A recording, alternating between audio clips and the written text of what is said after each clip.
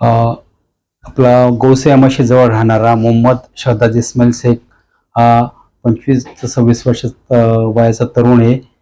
तो मशीदच्या पाठीमागे जे सार्वजनिक बाथरूम आहे तिथं बाथरूमसाठी गेला असताना मागून एक 3-4 आरोपी आले आणि त्यांनी त्याला लाकडी दांड्याने, चाकूने आणि दगडाने वगैरे मारलं. त्याच्या उजव्या कपाळावर, डाव्या कानावर आणि हातावर वार आहेत. गंभीर दुखापत आहे.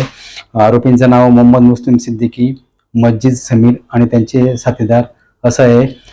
जखमीवर प्राथमिक उपचार केले आणि त्याला आता अधिक उपचारासाठी शासकीय हॉस्पिटल ठाणे येथे त्याला शिफ्ट केलेले आहे. जखमीचा जबाब वगैरे झालेला आहे. तो कॉन्शियस होता. त्याला अधिक माहिती घेतली असता त्यांचं पूर्वीचं काही भांडण आहे, त्या भांडणावरून आजचा प्रकार झालेला आहे. आरोपींचा शोध घेण्यासाठी आमचं DB पथक स्पॉटकडे गेलेलं आहे.